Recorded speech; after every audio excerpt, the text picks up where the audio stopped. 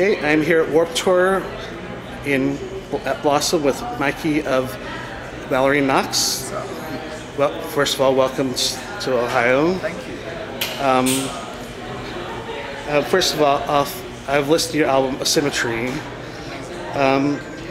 Love what I've heard. My favorite song is She Took Him to the Lake. Yeah, good man. That's what I like to hear. Love epic songs. What inspired She Took Him to the Lake? So She Took Him to the Lake was originally two songs. She Took Him and To the Lake. You know, obviously stylistically they're very different sides of the song. When we were going through pre-production with our producer Gerald, he suggested that we create like a small bridge in the middle and connect the two, which I'm very glad that we listened to his advice, because it really turned out to be something quite special. She Took Him to the Lake is sort of about a feeling of sort of not being able to escape someone who you know is bad for you. That might not necessarily mean that you hate them or you don't love them, but they add a negative vibe to your life. You know, they drag you down, they turn you into something that you don't want to be. And yeah, it's sort of an exploration of that, I suppose. That's what I got. Like, was just a bad relationship. Of course, yeah. I've just been obsessed with that song. Yeah, so glad, man. That's one of my favorites of the album too. I heard on one of the videos on YouTube that this was your first time ever at Warped Tour. Yes, sir. What are your impressions so far? Well, it's Warped Tour is certainly its own creature. I've done a lot of festivals here, there, and everywhere around the world, and Warped Tour is certainly the most unique.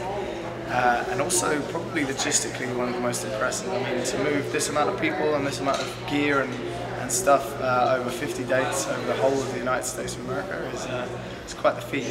I'm in awe of the production team that make this happen, and it's just the most fantastic experience to have, like day in, day out with the fans and the other bands. It's got an incredible vibe. It's a very great thing to be a part of.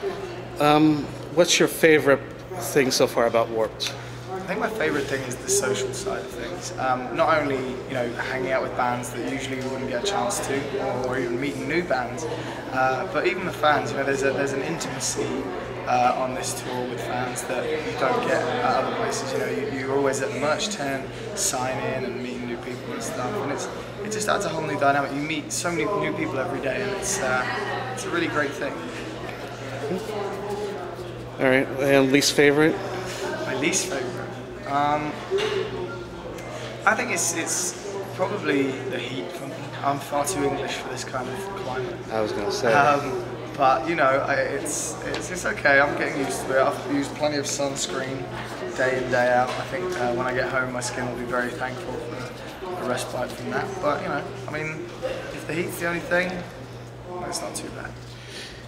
Any bands that you've been become fans of since you've been here? Absolutely, yeah, a lot actually. I'm a big fan of my Boys in Hands Like Houses. They're just, I don't know. We'd always played shows with them and stuff. I never had a chance back home in the UK to catch them, but I've had plenty of opportunity to see this time, and I'm really enjoying them. A band called Alvarez Kings from the UK. Again, never got a chance to see them, but I've had the opportunity here, and absolutely phenomenal. And a band called the Dirty Nil on the Ernie Ball stage. Just a great sort of random find for me, and I'm really happy I sort of discovered those boys. Okay, and as I mentioned before we started recording, Sure. Yesterday was your day off. What do you guys usually do on your days off? Well, days off vary. I mean, because we're in a new country, the boys haven't done, well, none of us have really done a lot of the United States before in terms of, touristy things and exploring and that kind of stuff.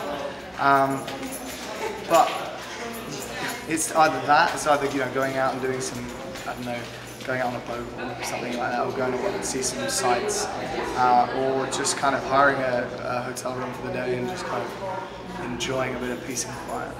There's nothing better when you haven't really had a proper shower than being able to sit under a shower for half an hour and not worry about the water running out. It's one of the simpler things in life, but it's definitely one of my favourite luxuries. Okay, one final question. This is just because I saw it on one of the videos. What is a perfect cup of tea for you? Perfect cup of tea? Oh, well, perfect cup of tea would be tea bag in, sugar in, water on.